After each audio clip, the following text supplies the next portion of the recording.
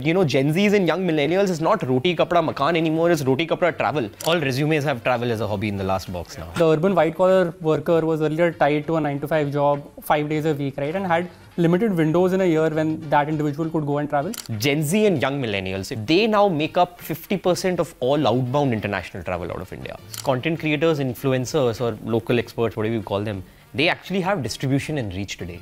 And one of the hardest part of building a consumer business is actually doing the go-to market. And so broadly, like that is the 4 steps of the stack as we think about the travel journey for a typical person. Imagine if tomorrow on a custom Gen AI platform created purely for travel, you are able to optimize the overall travel cost for your itinerary. There is room to go full stack here, have more control, have a sharper promise versus, you know, just general stay like a local, which is the Airbnb tagline. This initial phase of discovery, or as you put it, even better, inspiration. How do you see this phase sort of evolving with this new emerging traveler? Okay. Let's go. Okay. I know.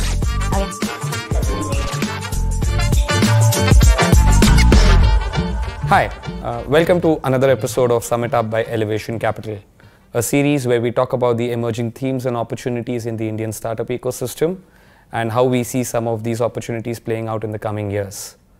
Today, we talk about the travel industry. Travel has been a space of deep interest for us for a very long time. One of our earliest investments nearly 2 decades ago was in Make My Trip. And since then, we have partnered with Treebo and Ixigo, and more recently with Scapia and Atlas and a bunch of other companies in this space. Today, I have Amit and Manish with me, who lead investments in this space for us. Hi, Amit and Manish. Great to be here, Vishy. Outstanding. So, travel, I think this is an episode that I've been really looking forward to, and a conversation that I've been looking forward to have, because it is so interesting, it is so conversational. Honestly, for me, travel is something that I use as a crutch, as my go-to topic for a small talk with somebody when I don't have anything to talk about, because it just seems like a common area of interest and passion for almost anybody I come across. But that was not the case even a decade ago, and it just seems like travel has become this deep area of passion for most people around us very, very quickly. What is driving this, and how has this happened? No, absolutely. And like you, Vishy, I think it's an area of excitement for a lot of us, because fundamentally all of us are consumers, so a topic very close to our heart, my heart personally as well. I think reflecting on travel, you know, and why we're excited, I feel a few things have played out. And they've probably taken the last decade, 2 decades.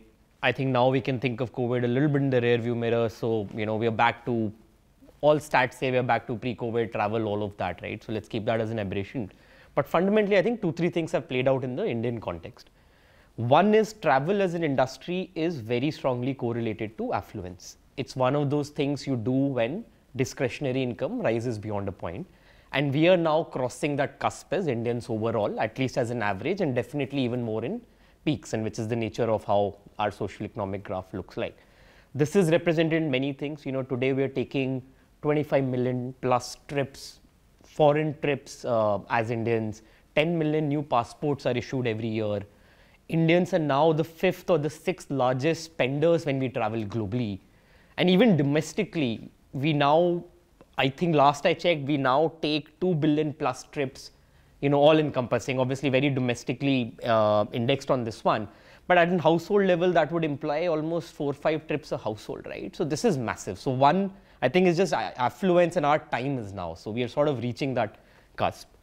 The 2 billion trips was before Lakshadweep blew up. Yeah, I think absolutely. Now it'll probably be 2.5 billion, right?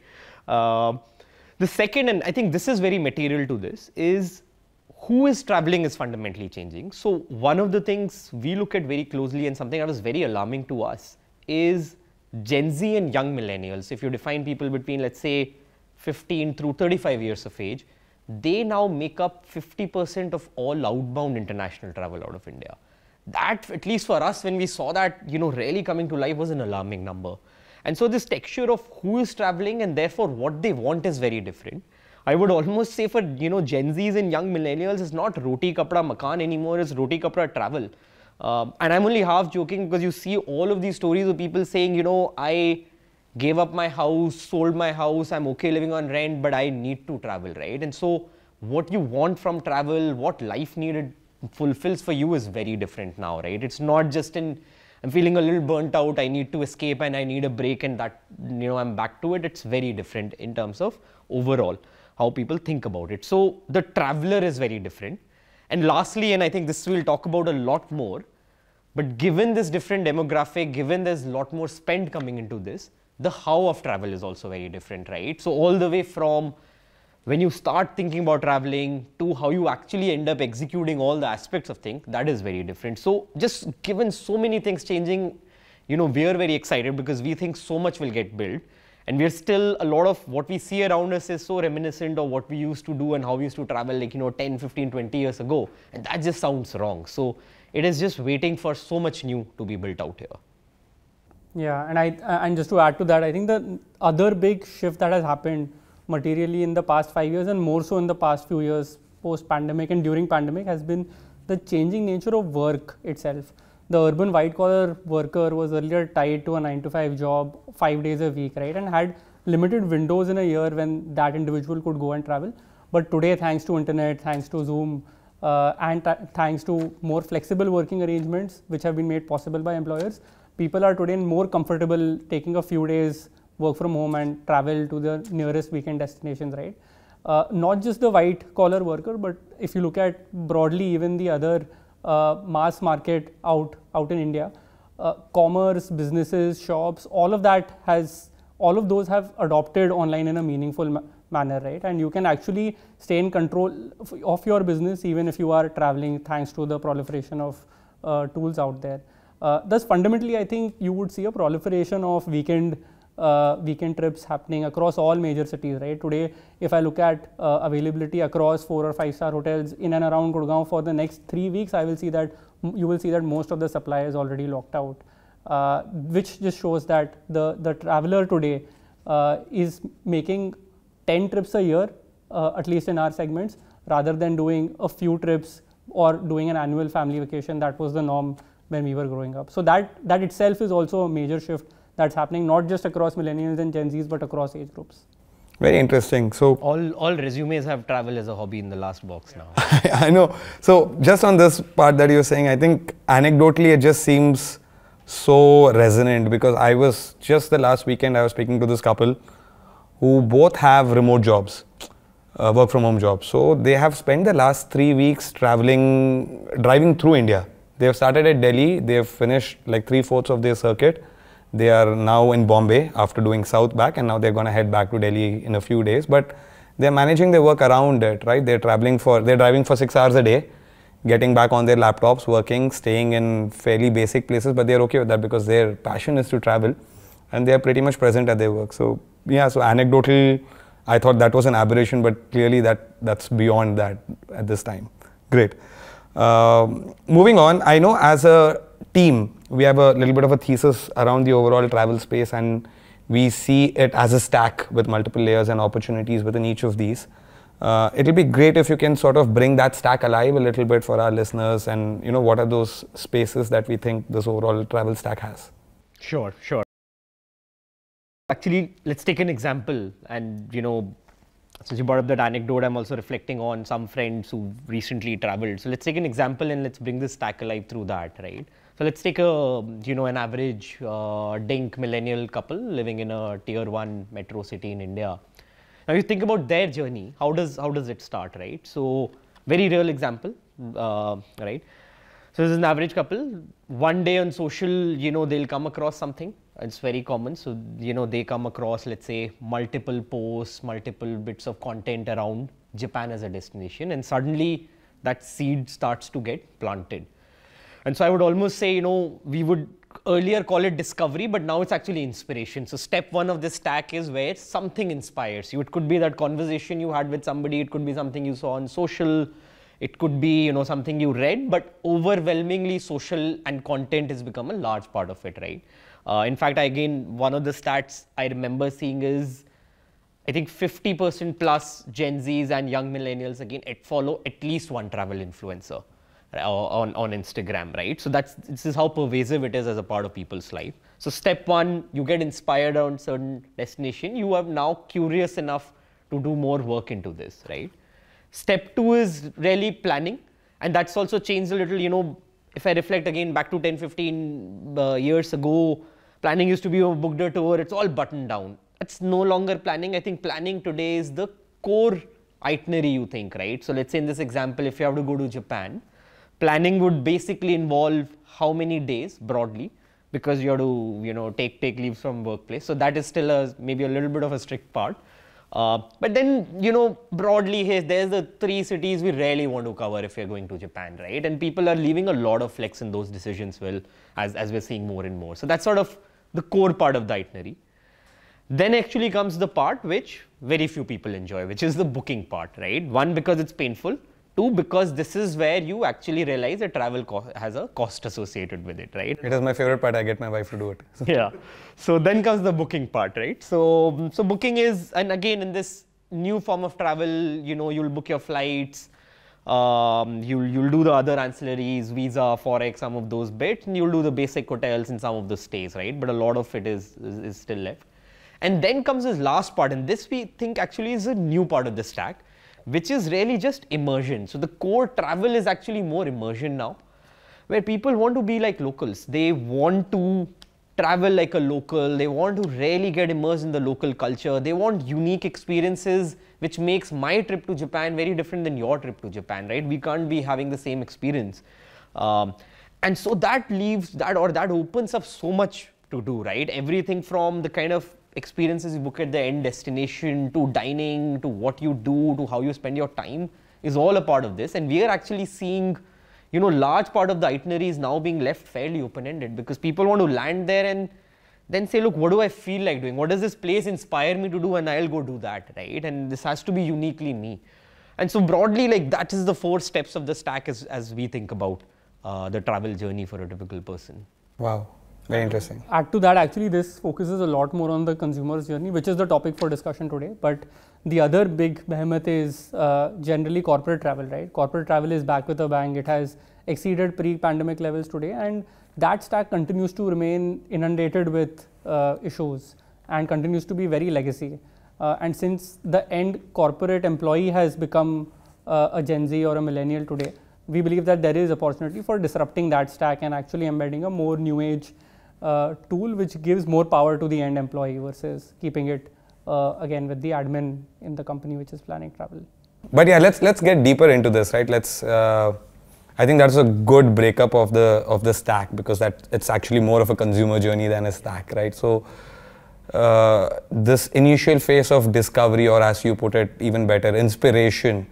How do you see this phase sort of evolving with this new emerging traveler and their emerging sort of drivers to travel? Sure. No, makes sense. So as Amit was pointing out, it has now shifted from discovery to, which is more of an intentful exercise, to inspiration, right? Which is more passive, which is to say that today you are influenced about which destination to travel to or when to travel, largely through social media across Instagram and Twitter. And when you are passively consuming content, let's say you come across a unique location, that sparks the need to travel, and that's how you end up maybe referencing back to that reel whenever you are deciding to take a vacation, right? And I was reading some stats somewhere, so around 70 to 80% of travel decisions made by Gen Z today are driven through social media, and hence we believe that travel inspiration has fundamentally changed over the past decade or so. Today, travel influencers play a very critical role in terms of informing us the nuances of various destinations and keeping us updated with things all year round. In fact, we also believe that this has led to the emergence of new models globally, and hopefully this will lead to creation of new businesses in India. So Tourlane is a company, they've got around 200K MAUs. They position themselves as an online travel agent which is powered by influencers at the back end, which actually curate various travel destinations and create itineraries according to your specific use case and handhold you towards that journey. The other interesting company is TrovaTrip. So TrovaTrip actually acts as a destination where you can discover local influencers who will create customized itineraries for you to actually go and immerse yourself in the local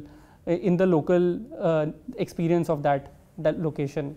Thus, we believe that actually the source of discovery and the source of influence has changed, and wherever we have seen this shift of influence happening in social media, we have seen that there have been new commerce marketplaces that are born, which leverage and enable this influencer, right? So we've seen the same journey with Meesho, where it was in its original avatar, where it was a reseller who was influencing your apparel choices, or with City Mall, where it was your local neighbor who was influencing your FMCG choices, or with Wishlink, where it is the new age fashion influencer influencing your apparel choices. So we believe that similarly this transition will happen in India.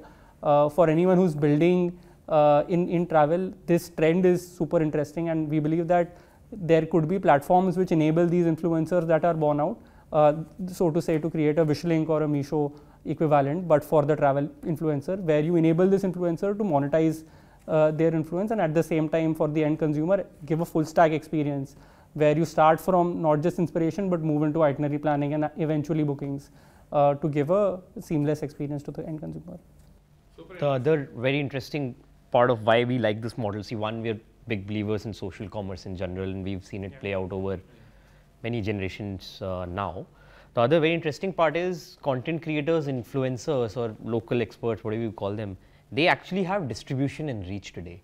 And one of the hardest part of building a consumer business is actually doing the go-to market, right? Because classically, the downside of travel being so popular is it's very hard for me as a brand to have a conversation around travel with you. It's very expensive and it's very hard because everybody is trying to speak to you.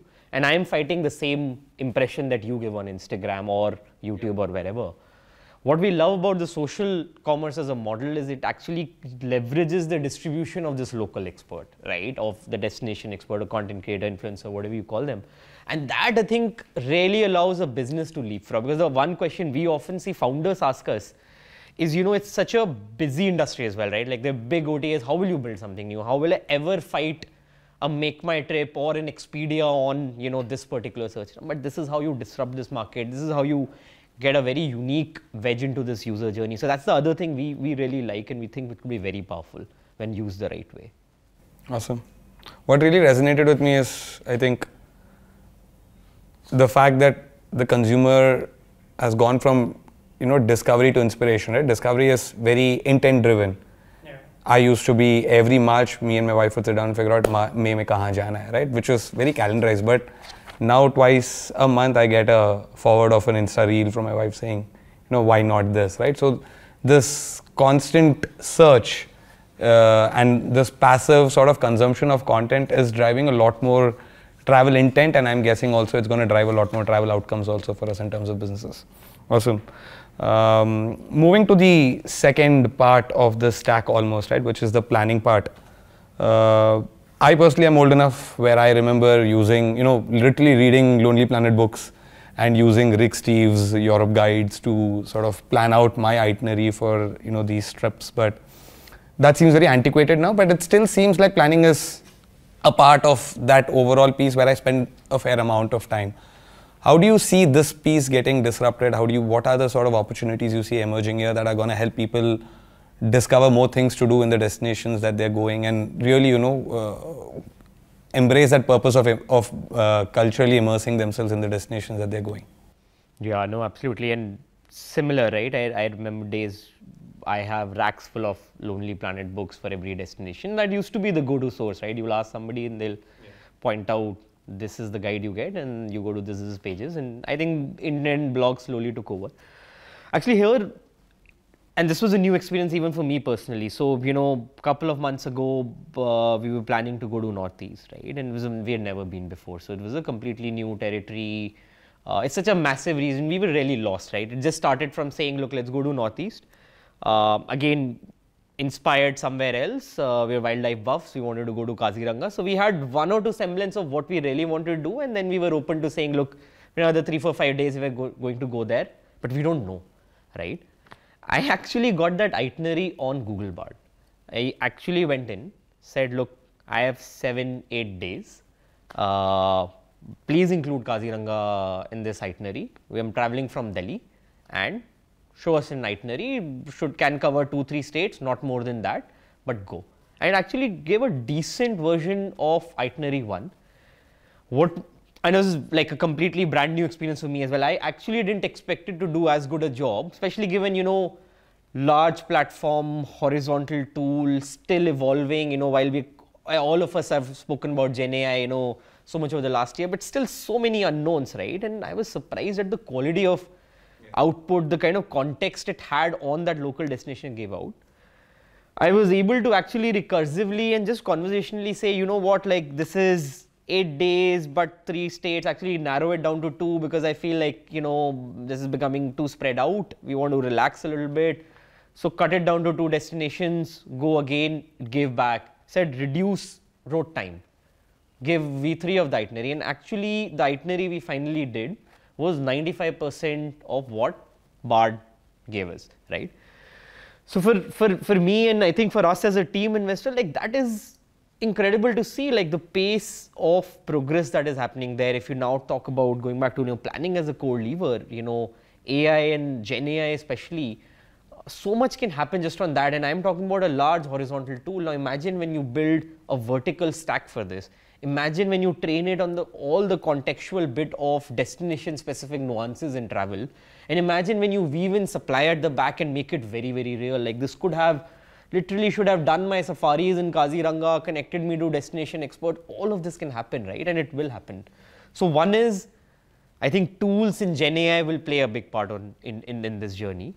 And 2, I think this takes us a little bit back to what we were talking about, inspiration. But again, like, content creators and influencers are also a core part of your planning, right? So as we think about new platforms emerging, some of them could empower them. So either, a software takes care of it, Gen AI takes care of it, or if you really need that human touch, you care about somebody's expertise, somebody's nuance into this, a platform could connect you to a destination expert, they could plan an itinerary for you. Again, the role of what you're building is to empower this. You either have to empower the tool or you have to empower the person. And both of them can coexist, by the way. This could be a, premium tier of, some solution. But just some thought starters on how we think like planning is fundamentally changing, and right, it's very real in terms of how it's evolving. One part that I am not quite sure as part of the stack that we spoke about was the booking and admin part, right? Especially the booking.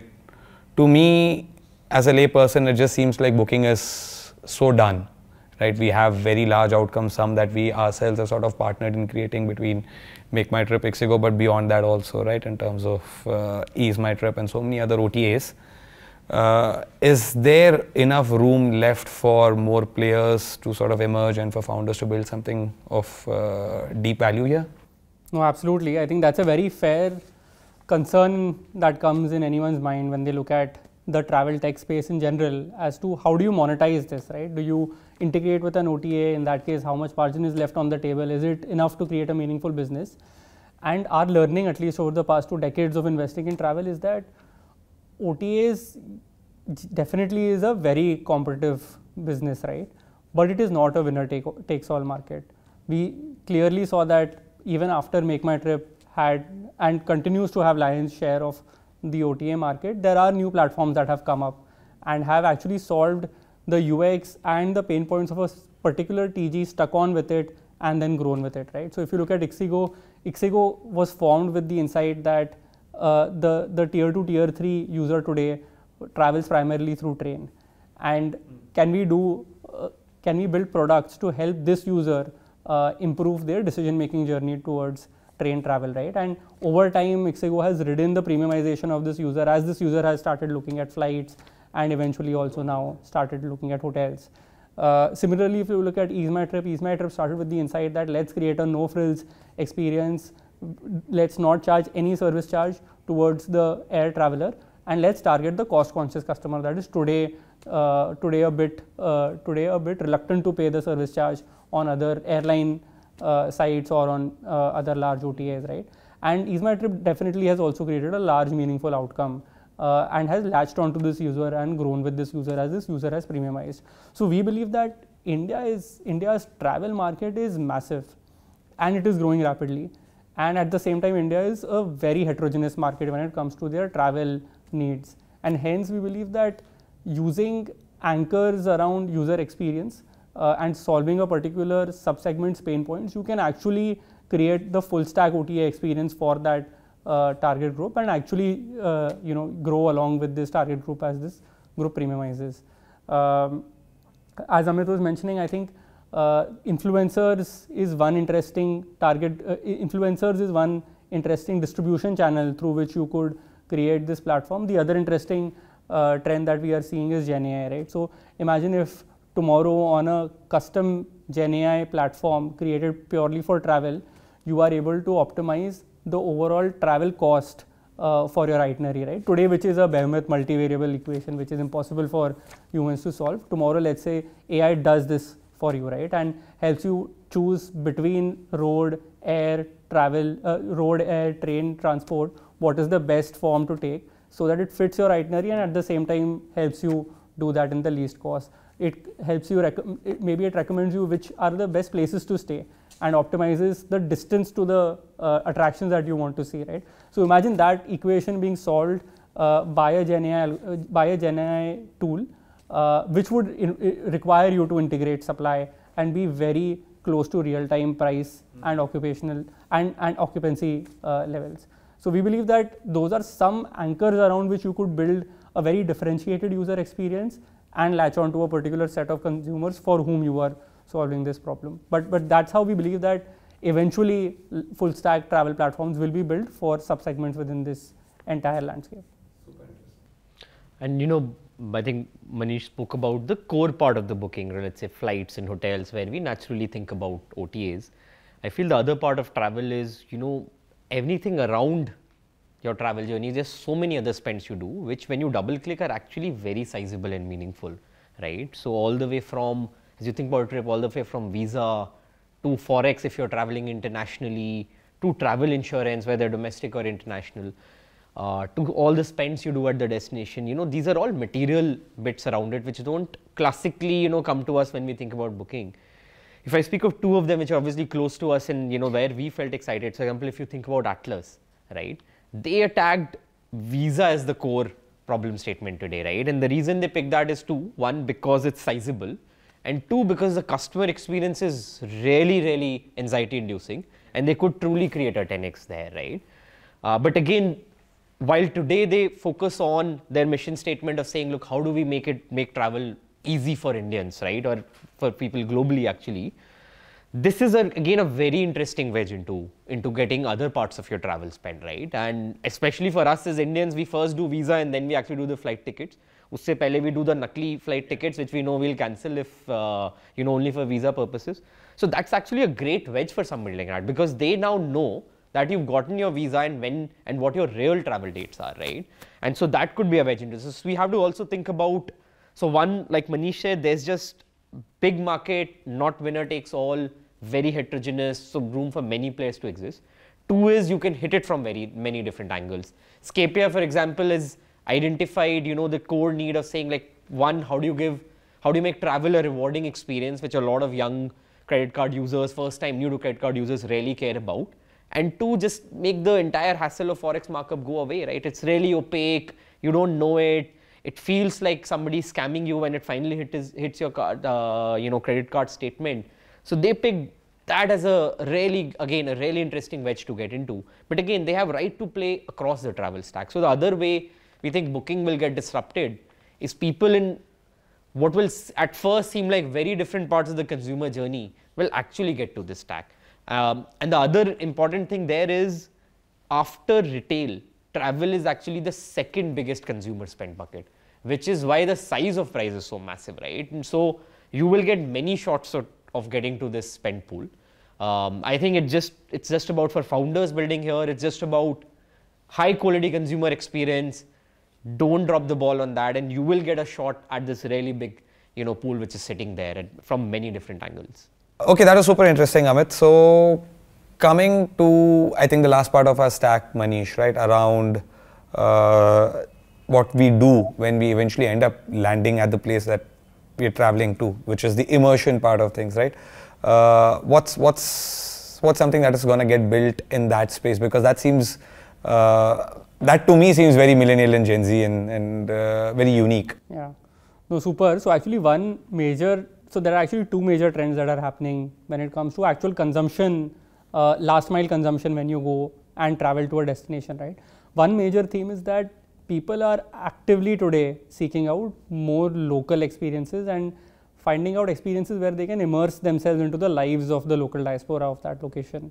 And this can be seen both in terms of such content proliferating on social media, and at the same time you can see the emergence of large horizontal platforms such as Klook and Headout, which have built large global outcomes catering to this specific need of the user. We believe that similarly this trend will happen in India, and you will not just need marketplaces for you to book these experiences, but actually this platform will need to do heavy lifting in actually creating these experiences for various destinations in India in itself. So that's one major theme that we believe is happening. Second, actually to add on to it, a lot of the last mile travel decisions today have been procrastinated to the last day itself, where travel used consciously, where travel used to be a very planned decision earlier. Today, if you look at statistics for any of these large experience platforms, you will notice that many of these bookings are made just a day in advance to the experience, unless it's a very offbeat experience which requires that timeline. Most of these bookings are made on the last day itself and are made on the go. And that's another big trend that I think is fueling immersion towards these local destinations. I think the other slightly different dimension here, right, when you talk about local experiences and immersion, is actually going back to one of the trends we were talking about, which is sort of more flexibility and therefore people traveling very differently. Now from a work perspective, right, and sort of the anecdote you shared, right, I think there, if you look at it, again a very distinct set of opportunities emerge to cater to that audience. One interesting stat there was, I think Airbnb had recently said that over 20% of their bookings now are for 28-day plus stays, so what they're calling really long length stays. They are actually differentially trying to build up supply, incentivize owners to open up their houses to longer stays, right? So this is that material. And we spoke a little bit about this, in our prop tech discussion as we had, but this in itself opens up a range of opportunities, right? This is all the way around how do you could there be distinct platforms around offbeat stay locations, offbeat properties, right? I think Airbnb still, at least in the Indian context, hasn't still fully cracked that, right? And a lot of verbatim we hear is around saying, look, the supply experience or the experience when we got was not really what we saw, right? Wi-Fi wasn't working and so on, just basics around it, right? Owners of good properties feel like their properties were really abused, right? And so there's a lot of friction. So there is room to go full stack here, have more control, have a sharper promise versus, just general stay like a local, which is the Airbnb tagline, and maybe have a distinct platform here. Everything from how do you enable supply of this, so this is more prop tech style opportunities, but creating more supply of vacation homes. There is Picasa globally, which allows you to co-own a vacation home at a different destination where you can travel to, but then times when you're not traveling, you can let it out and actually get that yield or that appreciation of that property. So I would say that's almost another thread of thinking about this, right? Which is when you start mixing travel with the ability to work remotely, and you need it to be longer, you need it to be more productive, that sort of opens up many different dimensions of this as well. So that's the other thing, worth calling out on the immersion or very the new emerging use cases that are proliferating. Absolutely. Okay, awesome. So I think that's it for today's chat. This was super interesting. I found it really,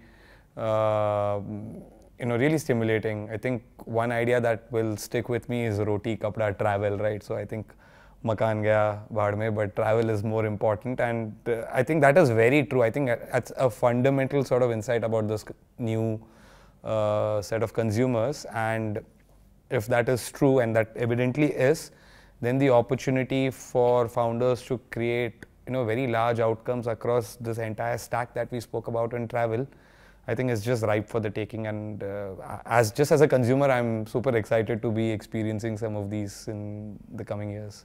Thanks for this chat, guys. Lovely. This was a great conversation. Super.